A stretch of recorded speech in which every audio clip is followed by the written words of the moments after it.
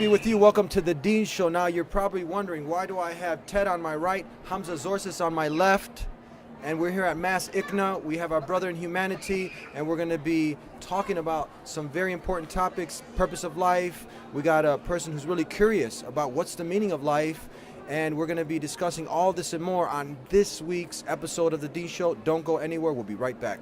This is the Dean Show.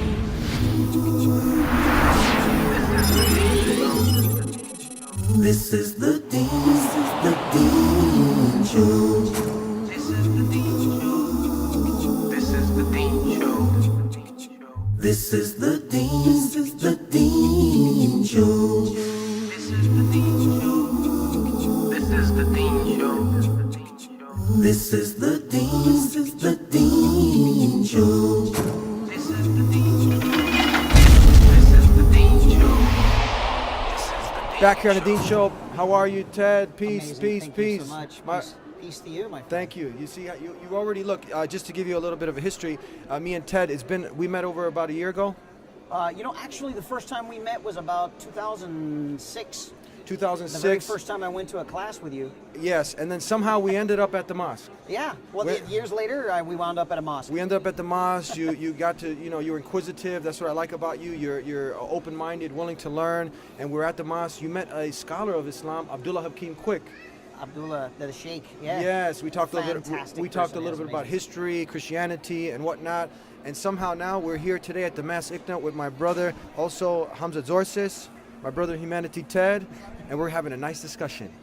Alhamdulillah. How you been? Good, bro. Assalamu alaikum. Alaikum How's salam. everything? Peace be with you. Alaikum salam. to see you, bro. Good to see you again. Good to see you.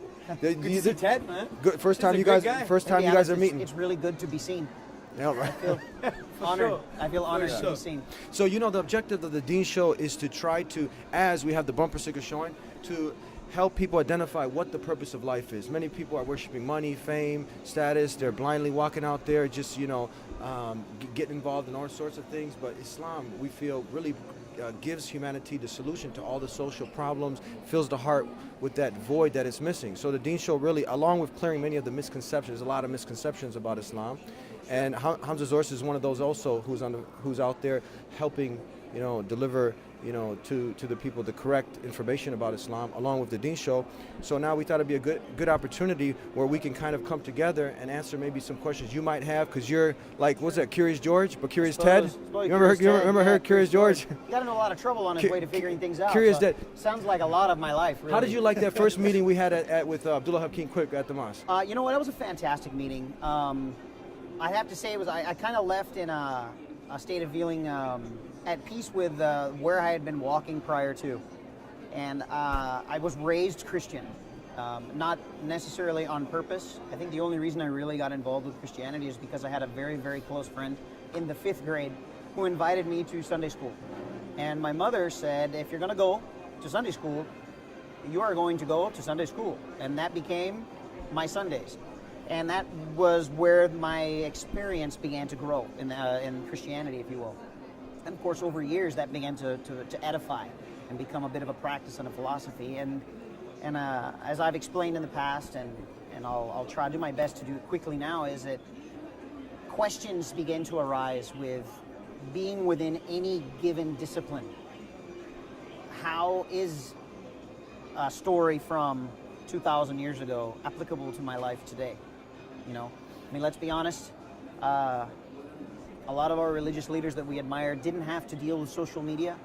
They didn't have to deal, although there may have been the social media of the era was some guy running down the street screaming that guy just said something, and now we have a riot on the street. But Can we say very that's the different. first question? How does a story 2,000 years ago? Can we say How that's do- your first yeah, question, because applicable to today? To me, it's an amazing opportunity to look at. I have a pretty solid understanding of how Christianity came about, how Christianity was developed as the Western choice, along with its scientific derivative. So I don't know as much about Islam. In fact, I'll restate. I know nothing about Islam so much as to say, oh, I don't believe in that. Well, that's not fair. That's like me saying I don't eat cucumbers and I've never had one before. Okay. I happen to love cucumbers, so it's an opportunity to get to know what exactly is it there. We talk about a purpose of life, and I'm curious to know, what is it that's fundamentally driving this group of fantastic people to hang out, for example, just today? Go ahead, take it away. That's a very good question. I had similar questions. I converted to Islam like 12 years ago. I come from a Greek background. I don't know Greek, but although I was going through customs, Chicago airport, and the security, Homeland Security said, "Hey, you look like Leonidas." I said, "No, I don't. He's far more handsome than me, and bigger." Anyway, so I had all these questions as well, right? So it's very hard to sum up, but I think the first question that you asked was, how is it applicable to me? Yeah. Now, when we look at the book, the Quran, which we believe is the word of God, it doesn't start in the beginning and in the end. And there's an Orientalist who translated the Quran. His name was Abari. And he made a very profound point. He said, the wisdom in the Quran not having a beginning and an end, the wisdom in the Quran being four-dimensional, is that it's showing us it's come from a being who transcends time from that perspective and has the totality of all knowledge. And that when he's revealed this text, that you don't start in the beginning and the end, but you reflect and you engage with the text, and it transcends the 7th century, it transcends the 15th century, and it transcends the 21st century, and it's applicable to you now. This is why the Quranic discourse says, أَفَلَا يَتَدَبَّرُونَ الْقُرْآنِ. Do they not reflect upon the Quran, the book, or are there locks on their hearts? So the more reflection we do, the more hearts become unlocked to receive the kind of mercy, guidance, love of the divine reality. So the first point of call is that you'll understand that the book is timeless is when you start to engage with it. So for example, when I engage with the book, I see an amazing example in chapter 39, verse 29. And this blew me away. It says, consider the condition of two people. One person is a slave to many slave masters, and they're all quarreling. Or the person who's a slave to one. Who's better in condition? And all praise is due to God. Now the way I reflect on that from my personal perspective, and many of the ulama, which means scholars, reflected on this was, hey, and you will understand this because before we talked about existentialism. You're thrown into existence. You didn't choose you're going to be white. You didn't choose you're going to have ginger hair. You didn't choose your DNA. You didn't choose your no parents. sense in even being proud of it. You know? You didn't choose your ethnicity. And you didn't choose how gorgeous it's going to be, mashallah, tabarakallah. I'm not sure about that. That beard is very well groomed. It is. I'm going to say. He looks great. So the point is, we had no choice in our social economic circumstances or the context that we were brought up in, right? So we had no choice. Not only this, we didn't have a choice in the kind of system we were brought up in. You know, L'Oreal because I'm worth it, this kind of individualism, this materialism. So what God is basically saying is that you're thrown into existence and you had no choice. Now the question is, are you going to be a slave to that? Sure. Then there's another point. You have your own desires and your own ego and instincts. Are you going to be enslaved to your desires and your ego and your instincts? Or are you going to transcend that? Are you going to be like a cow grazing and just eating grass and making babies and dying? Is that your existence? So what the Quran is saying is, if you're not enslaved to something, you're always going to be a slave, basically. So the Quran is saying, choose your servitude. You're either a slave to society, a slave to your ego, a slave to your biology, a slave to your context, or you're enslaved, you're in service to the one that created you, and he knows you better than you know yourself, and he loves you more than your mothers love you. This is the summary of what the Quran is trying to say. We're going to take a break with that said, and we'll be right back with more with Ted and Hamza here on the Deen Show. Don't go anywhere. I want you to imagine you wake up and in front of you are a bunch of guys running around kicking a ball. No goals, no lines, no rules. What would you think? But is that your life? Surely every sport has its goal. Every game has its end. It has its objective. It has its rules. How about life? How about our life? Isn't there a goal to life? Isn't there a purpose, an objective that we have to reach? We think so. The Quran tells us that we exist in order to worship God, and worshiping God means knowing God, as the Quran says. وَمَا خَلَقْتُ الْجِنَّ وَالْإِنسَ إِلَّا لِيَعْبُدُونَ. Worship, though, is not some narrow, small thing. It's wide, it's vast. It encompasses everything that the human being does. Everything that you do, everything that you think, everything that you feel can be done, thought, said, felt in a way that is either pleasing or displeasing to God. The purpose of life is to try and do everything in a way that God loves and God is pleased with. That is your goal. Please subscribe to The Dean Show. Follow us on our official Facebook and Twitter pages in the links below. Please also help support The Dean Show by making a donation in the link below. Back here on the Dean Show, we're having an enlightening conversation, sharing. And this is real important that we as human beings, we come together, we try to understand each other, especially today's day and age. You know, you have a lot of misconceptions about Muslims and Islam. But now, when you sit, we've gotten to have some discussions. Now you're getting to have another discussion with Hamza Tzortzis. And how do you like what he had to say? Hamza presents a fantastic and eloquent description of all of this. And we spoke earlier, and we did share, we have common interest in existentialism and common interest in health. And again, getting back to, I guess, the foundation of humanity is that we do share common interests.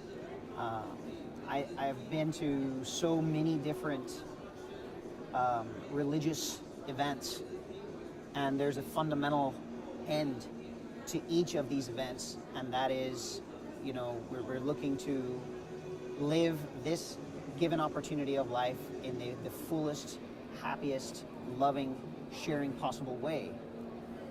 And then they mar it with a series of the moral compass that lies within each one of the practices. And so I guess where my fundamental question lies is, and it was a question maybe never asked by Aristotle, if he would have just done us the favor and asked the question to begin with, we'd be a lot happier as a group. And that we don't know why we need a moral compass. So I guess I'm inventing a new moral compass and saying that it's okay for you to have your moral compass. And I want to ask of you the permission for me to obtain my own. And then, again, unlocking, as you said, reflecting, digging inward, reflecting on that. I thought that was a fantastic description of it all. But getting to the point of why we should have this, why we gotta have it. I guess we ask why. I'm like that annoying 2-year-old that asks, why is this? You give an answer, they ask, why is this? And they just keep doing it over and over again until the answers suffice. I'm gonna risk evaluating the entire thing, and in the hopes that it's not done in a way that offends anyone. I would equate it to this: if we were to sit here, the three of us right now, and envision a perfect circle. While I can envision a perfect circle, if each of us were to grab a pen and draw our circle as an attempt to interpret our visualization of that perfect circle, our physical manifestation of that circle would be probably less than perfect. Sure. We've developed tools to help us create better looking circles, right? And we're getting much better at taking this concept of this perfect world, this utopia of loving and sharing and living amongst one another. The ultimate goal of how this all starts is learning how to get along with one another in the world. And I guess if I were to compare it to existing models of technology, software hits the market as a beta version. And after that, it gets purified. We find bugs, we get them out of the way. This doesn't work, we don't need this. This would be really nice, let's add this. And we've been doing this as humanity within every single facet of life since we've been here. We're in beta. Sure. We're improving the existence of life. I guess for me, I can tell you that 10 years ago, in a room surrounded by Muslims, I might not have been very comfortable. Chances are I would have been very uncomfortable. Are you comfortable now? Are you kidding me? I'm like I'm in the bowl of water that I belong. I'm in a, You feel like you're where you belong? Always. And this is Okay. the problem. If I'm now, this is where the arrival of my current place in life is that I'm so willing to just let people be happy where they are without interfering and judging them for their current decisions, without judging them for where they are in their beta version of materializing the life they want to live, that it's easier for me to feel comfortable. You know, I wasn't raised that way. I was raised very deliberately within the realms of it. This is right and this is wrong. And as was stated yesterday here during the lecture, that what was right and wrong has changed dramatically in the last 20 years. And I'm not a spring chicken. It's changed even more so in, let's say, the last 40. Sure.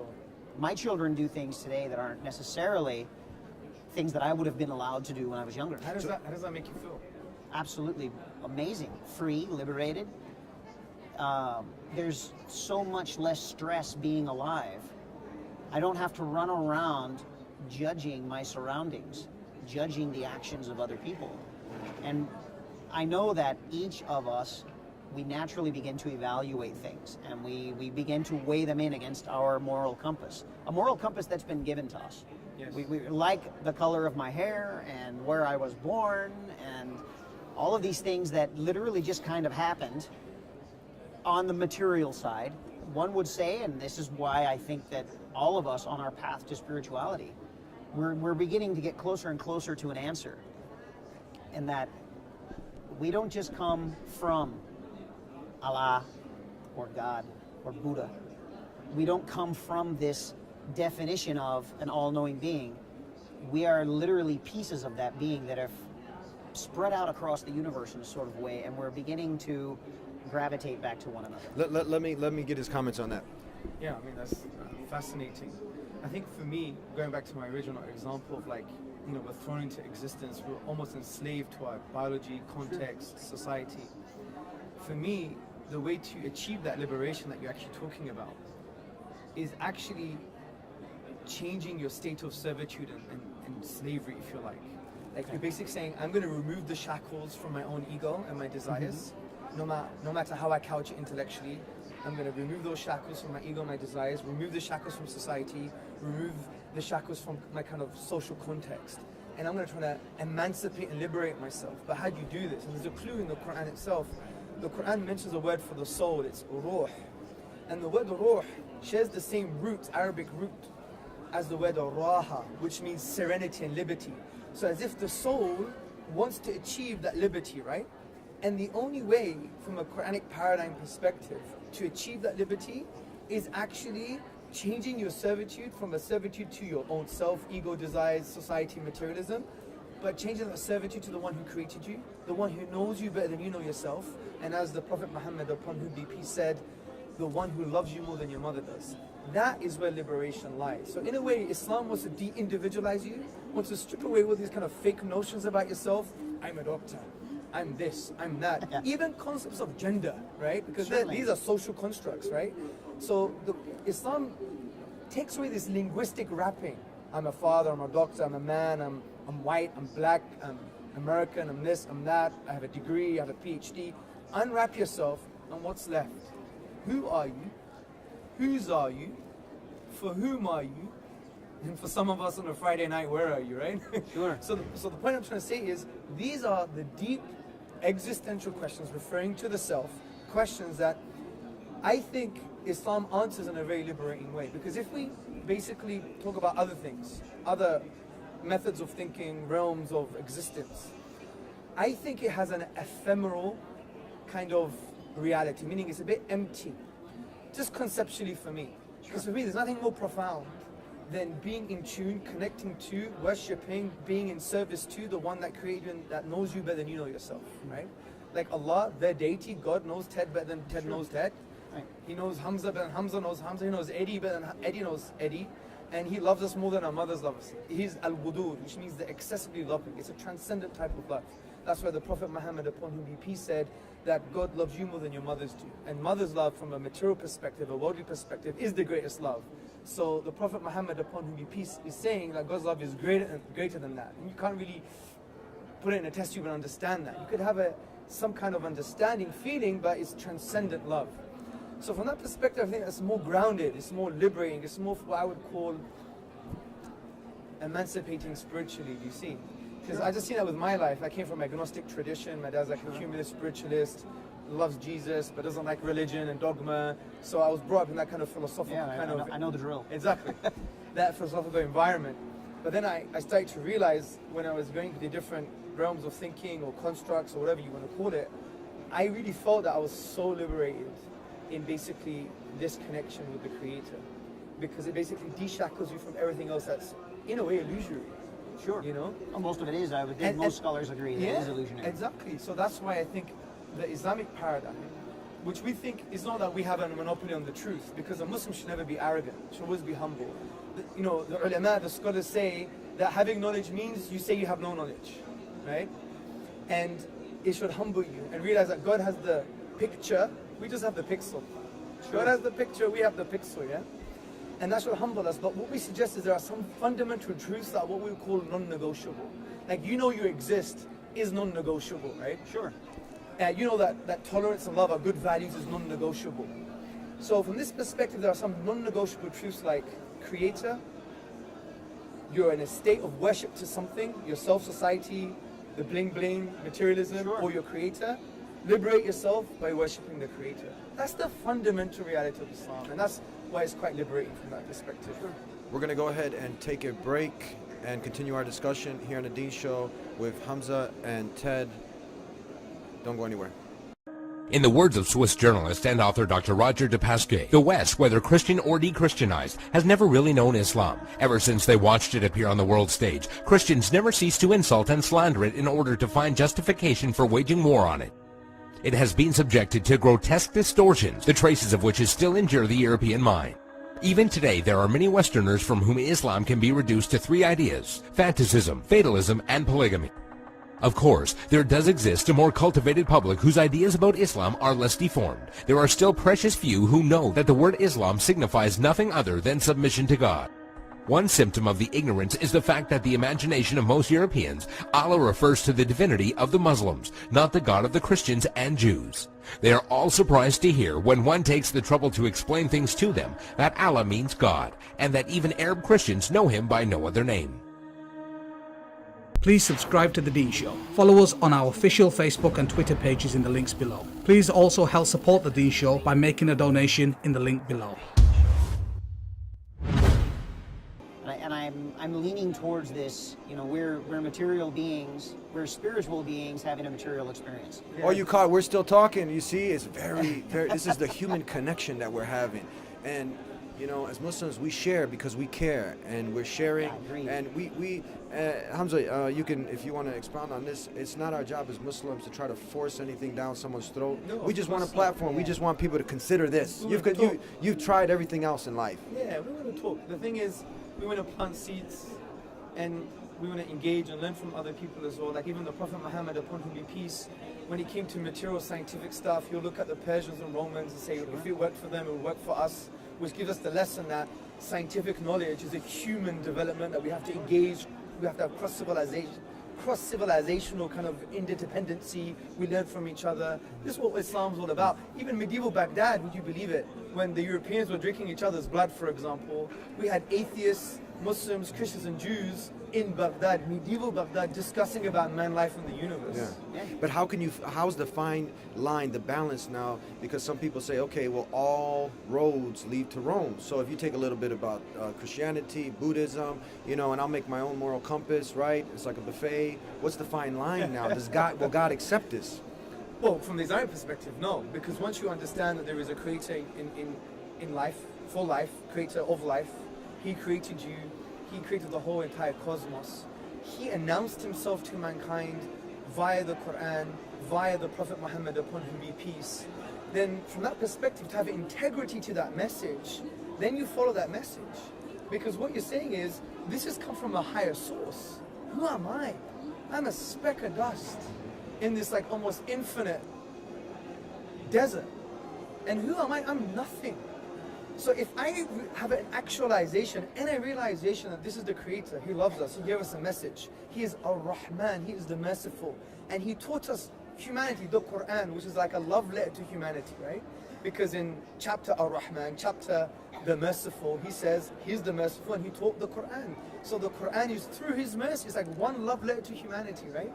If I know this comes from a transcendent source that has the totality of wisdom and knowledge, and I have nothing, I am nothing, then who am I to say, you know what, I'll take some of that, and I'll take something else. I've affirmed its source, and that's an intellectual thing. That's an emotional and spiritual thing. If I've affirmed that's the source, then that's it, hats off. I'm following that. You know, it's like when you go to school, university, right? Imagine I'm a 7-year-old and I go to a mathematics professor. He's writing calculus. I'm like, you're so stupid, professor. This is how you do it. And I draw cartoons. Who you gonna believe? You may know nothing about calculus. You may know nothing about cartoons. But you're going to believe him because he is the authority. So if God is the authority concerning wisdom, knowledge, etc., spirituality, the moral grounding for our lives, because there are some things that we know are morally true, it's never going to change. If I were to shoot in the head for no reason, I don't care what society says, it's wrong, right? Your bottom line lies to that. There's the segue to part of where I'm standing on this, and that we're agreeing that it all comes from Allah, and for the sake of this conversation, and there I'll give that, and respectfully so. I find it remarkably difficult to stand in a position where I can make a decision that this yes comes from him and this no. The agreement is that all things come from. You're giving us something now. This is so good. Okay, come on. If all things come from Allah, how are we choosing this moral directionality? And I'm going to agree to this. Why would I say committing murder, killing another person? Deep down in the depths of who we are, that violence is derived in an effort to defend a position in our life, not a posture of being a human being, but the position of standing in a belief. This is the conflict that lies amongst religions. This is potentially my goal in life, is to dissolve that. That needs to stop. So how would you summarize this in a question now? And the question is, I feel how something are you hot choosing? coming. Give it to him. How is it that you're genuinely choosing that this is Allah's message, when we know already within the Quran, and I don't know, when I say we, I'm including myself in this because you're sharing it with me, we know that it all comes from him. And if it all comes from him, just like a watch comes to you from a box with all of the parts that it requires to be a watch, humanity has come with all of the parts that it requires to be humanity. But that's the point. So that's Allah dropping in on it, right? That's there. When I buy a watch, not that I wear one. Yeah, me neither. I hate things that I just find it very difficult. Like say I buy, let's take the watch and make it to an iPhone. Or a Samsung. Sure, something that we use today. In that box, you have a manual. Yeah. Now, you could say, let me live my life trial and error. But the problem with this is, not that error is wrong. Because the Prophet Muhammad, upon whom he said that the son of Adam sins, and the best of all sinners are those who turn back to God. They repent to God, who just turn back to him.